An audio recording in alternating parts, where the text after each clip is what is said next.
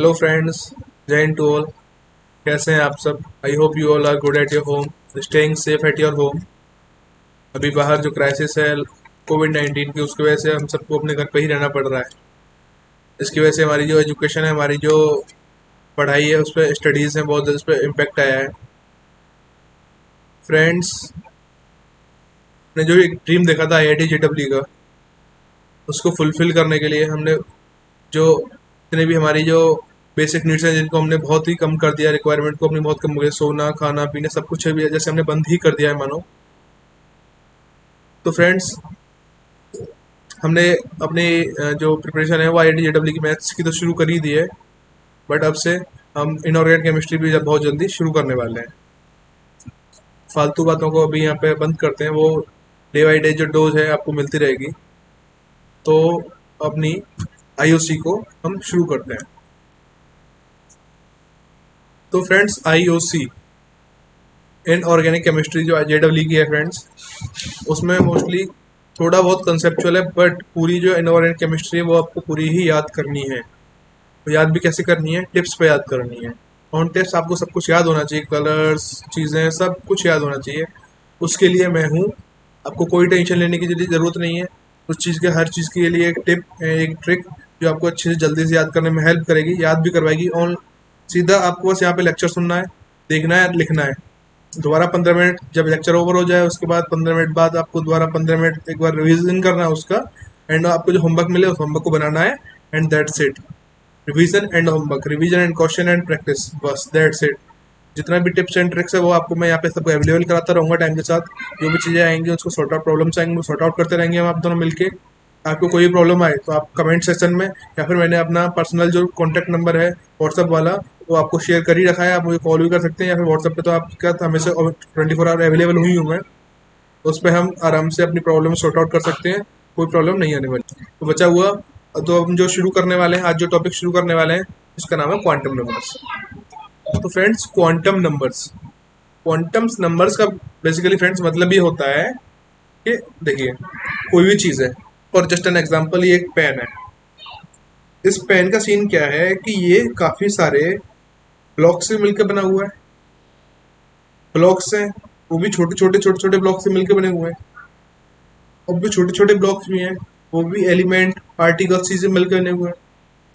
But जो सबसे छोटे एलिमेंट या पार्टिकल होते हैं, उसको हम बोलते हैं एटम। ATOM, atom. तो फ्रेंड्स, क्वांटम नंबर क्या है? ये पेन बहुत माइन्यूट माइन्यूट माइन्यूट एटम से मिलकर बना हुआ है। अब क्वांटम नंबर के, अब हमें दिख रहा है क्या? नहीं दिख रहा, एटम नहीं दिख रहा हमें, group of atom, group of element दिख रहा है। वह एक पर्टिकुलर ये पेन दिख रहा है, बट इसके अंदर जो एटम्स है वो अवेलेबल है, वो नहीं दिख रहे।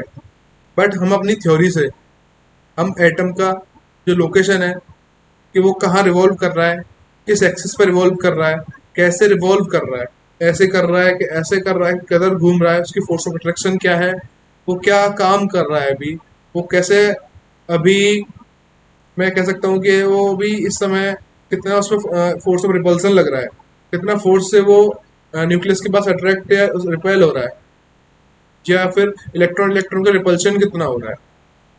उस चीज़ को हमें जो मेजरमेंट दे रहा, या उसकी, वैसे मोस्ट प्रोबेबली जो क्वांटम नंबर्स होता है वो होता है एटम की लोकेशन के लिए, प्रिसाइज लोकेशन के लिए, एक्यूरेट लोकेशन के लिए।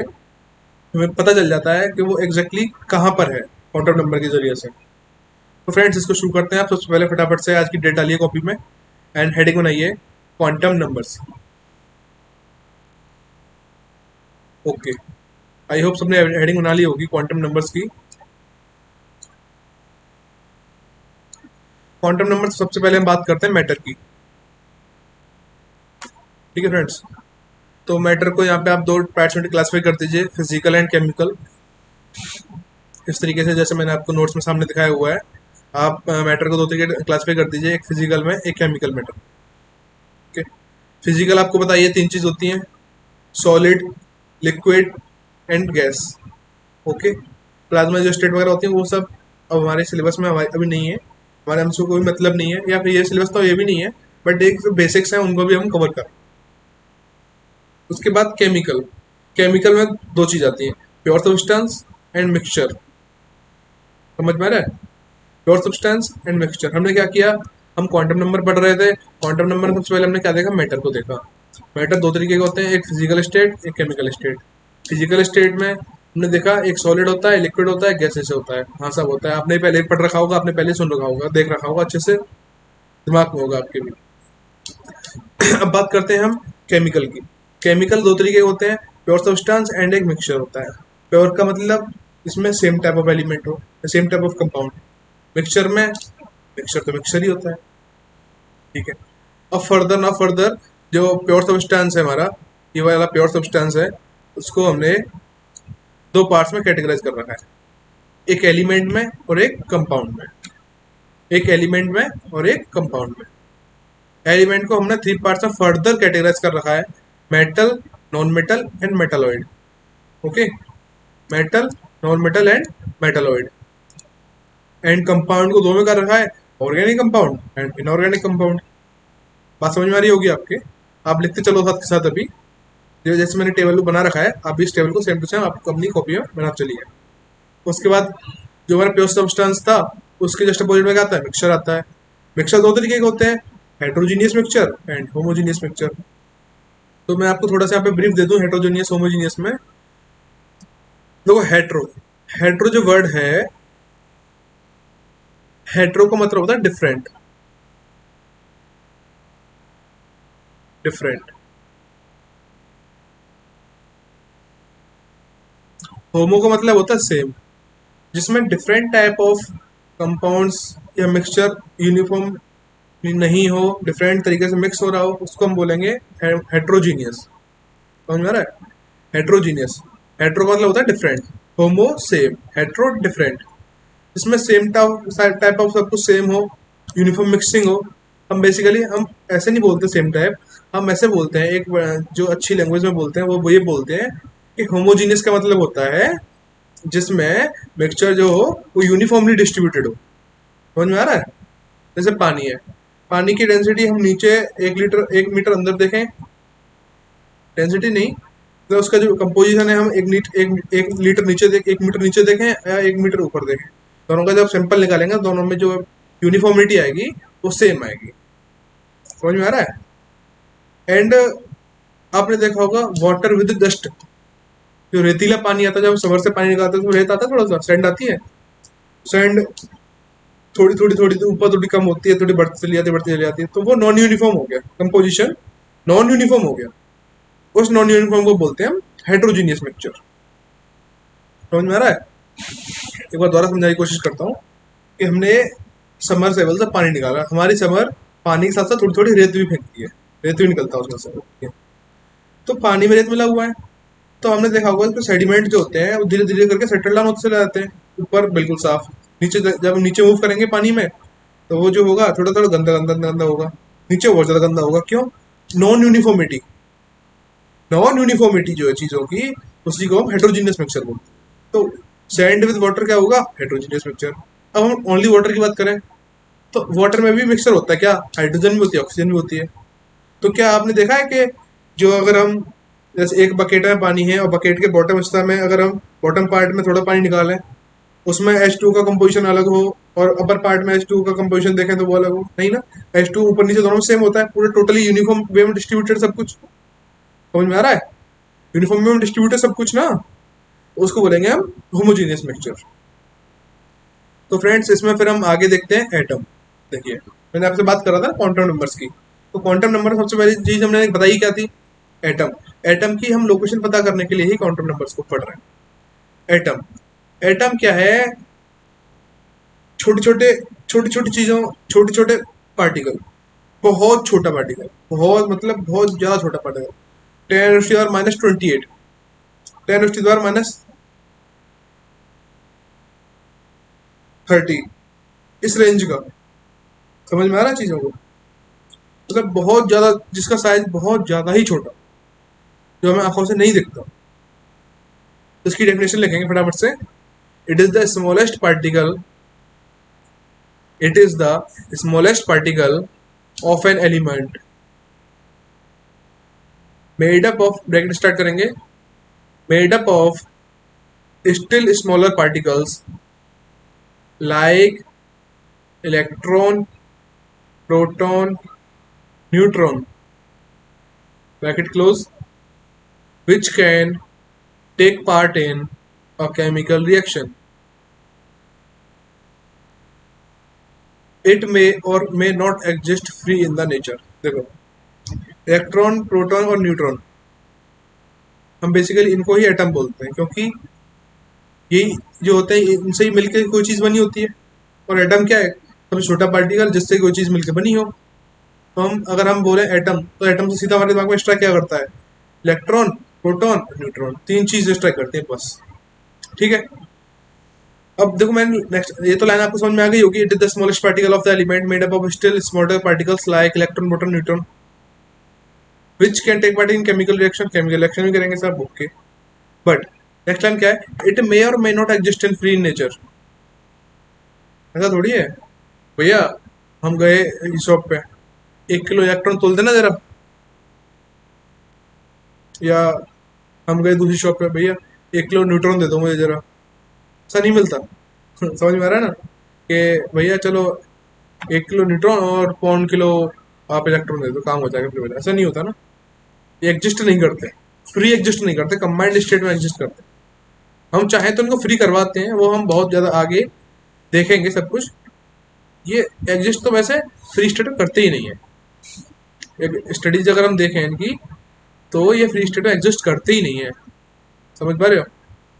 ये कंबाइंड स्टेट में एग्जिस्ट करते हैं। ठीक है। अब आप ऐसा करिए, इस टेबल को बना लीजिए, टेबल में हेडिंग डाल लीजिए, चार चार पार्ट्स में डिवाइड कर लीजिए अपने पेज को जल्दी से। Name of particle, mass, charge and symbol. 4 part में डिवाइड कर लीजिए पूरे पेज को। नेम ऑफ पार्टिकल के नीचे लिख दीजिएगा डिस्कवरी और ईयर। नेम ऑफ पार्टिकल के नीचे लिखिएगा डिस्कवरी और ईयर, जिससे हम किसने डिस्कवर किया उसका नाम, एंड किस ईयर में डिस्कवर हुआ उसका नाम। ठीक है। सबसे पहले नंबर पे लिखते हैं हम इलेक्ट्रॉन। सबसे पहले नंबर पे लिखते हैं हम इलेक्ट्रॉन। टेबल दिख रही होगी ना आपको अच्छे से, या इलेक्ट्रॉन। तो इनको डिस्कवर किया था जे जे थॉमसन साहब ने। इनको डिस्कवर किया था जे जे थॉमसन साहब ने। नाम या फिर ये इनका फोन नंबर जो इन्होंने दे रखा है, कि ईयर वगैरह दे रखा है, फोन नंबर नहीं, तो ये हमारे लिए बिल्कुल भी इंपॉर्टेंट नहीं है। ठीक है। इंपॉर्टेंट क्या है वो आपको मैं बता दूंगा टाइम के साथ। इलेक्ट्रॉन इसको डिस्कवर किया था, नीचे क्वेश्चन ब्रैकेट में लिख लीजिए जे जे थॉमसन, उनका फोन नंबर 1897। ठीक है सर। अब देखते हैं इनका मास। इसका मास होता है 9.11 इंटू 10⁻28 ग्राम। इलेक्ट्रॉन का मास 9.11 इंटू 10⁻28 ग्राम। इसका जो चार्ज होता है, इस पर जो चार्ज होता है वो होता है माइनस का, इलेक्ट्रॉन नेगेटिव चार्ज। याद करो, याद रखो, याद होगा आपको वैसे। इलेक्ट्रॉन जो होता है वो नेगेटिवली चार्ज पार्टिकल है। उसका जो मास होता है वो 9.11 इंटू 10⁻28 ग्राम होता है, एंड चार्ज होता है minus of 1.6 into 10⁻19 coulomb, C for coulomb. समझ आ रही है? वन माइनस के 1.6 इंटू 10⁻19 कुलाम। मैं एकदम बेसिक से, बिगिनर से शुरू कर रहा हूँ, बिल्कुल बेसिक से, जिसको मतलब कुछ भी नहीं पता होगा ना, वो भी यहाँ पे आएगा। एकदम बेसिक, एकदम बिगिनर लेवल से। ठीक है ना? और माइनस के 4.8 into 10⁻10 esu, E S U. देखो, दिमाग लगा के देखो, कन्वर्जन करके देखो कौन किस में कैसे होगा। वो तो मैं तो आपको बता ही दूंगा। देखो, -4.8 into 10⁻10 esu, E S U, ये भी एक यूनिट है। पता है आपको कौन किस में कितने टाइम से? पता हो तो कमेंट सेक्शन में मुझे आप बताइए, कमेंट कीजिए, मुझे बताइए कि इन दोनों का रिलेशन क्या है। इसका सिंबल सिंबल होता है ई माइनस, ई के ऊपर माइनस लगा देना। नेक्स्ट सेकंड नंबर पे लिखेंगे हम प्रोटॉन। इसकी डिस्कवरी की थी रदरफोर्ड ने। प्रोटॉन इसकी डिस्कवरी की थी रदरफोर्ड ने। इसका फोन नंबर लिखेंगे 1911। J J Thomson electron, phone number क्या है 1897, 1987 सॉरी 1897 का फोन नंबर। मास क्या है 9.11 इंटू 10⁻28 ग्राम या फिर -31 किलोग्राम। इनका चार्ज कितना होता है, माइनस क्या होता है, क्यों, क्योंकि नेगेटिव नेगेटिव पार्टिकल्स होते हैं ये। अच्छा, सब चार्ज कितना होता है, माइनस के 1.6 इंटू 10⁻19 गुलाम या फिर -4.8 इंटू 10⁻10 ईसु। सिंबल आपको बताइए। प्रोटॉन भैया जो थे हमारे, इसकी डिस्कवरी किसने की थी, रदरफोर्ड भैया ने। रदरफोर्ड का फोन नंबर क्या था 1911। इसका मास कितना होता है, लिखेंगे इधर, लिखो लिखो 1.67 इंटू 10⁻24 ग्राम। 1.67 इंटू 10⁻24 ग्राम।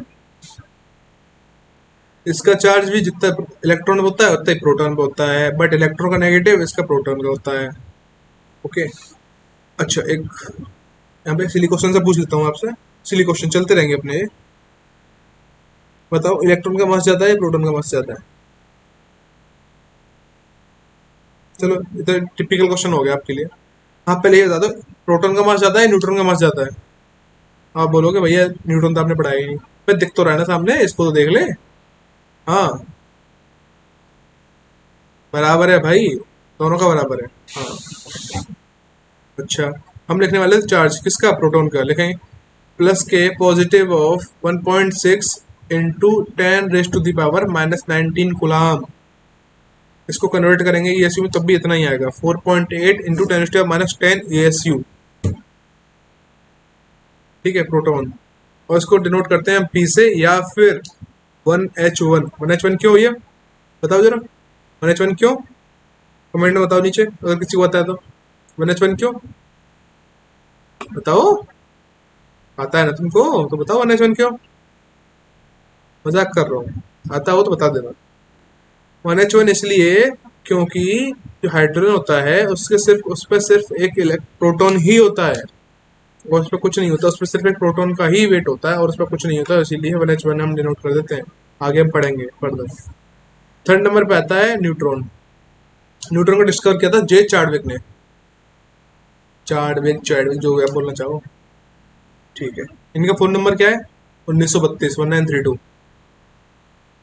इनका मास भी प्रोटॉन भैया के बराबर होता है, आपके प्रोटॉन भैया है 1.67 इंटू 10⁻24 ग्राम। हाँ, इसलिए क्वेश्चन चल रहा था मेरा। हाँ, प्रोटॉन न्यूट्रॉन तो बराबर ही है, चलो देख ही लिया आपने। इलेक्ट्रॉन और प्रोटॉन में कौन बड़ा है बताओ, पता करो। देखो देखो सामने दिख तो रहा है यार, आपको मास लिखा हुआ तब भी आप कंपेयर नहीं कर पा रहे हो। बताओ मुझे कमेंट सेक्शन में कि कौन बड़ा है। अच्छा, एक और क्वेश्चन आ गया यार यहाँ पे तो, बड़ा क्वेश्चन। न्यूट्रॉन के सामने चार्ज जो है वो डैश क्यों बना हुआ है? ओ थ्योरी फेल हो गई यहाँ पे।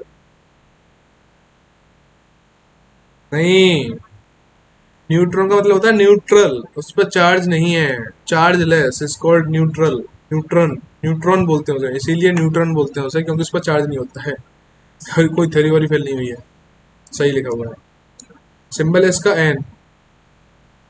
आई होप सबने लिख लिया होगा, और किसी ने नहीं लिखा होगा तो वीडियो आप पॉज करके आराम से लिख सकते हैं, लिख लेना आराम से। मैं जल्दी नहीं कर रहा हूँ, आराम से आपको बता रहा हूँ, समझा रहा हूँ आपको। कोई फिर भी कोई दिक्कत आ रही हो किसी पॉइंट में, आप मुझे पर्सनल डीएम या फिर कमेंट सेक्शन में बता सकते हैं, तो मैं आपकी क्वेरीज जो है सॉर्ट आउट कर दूँ।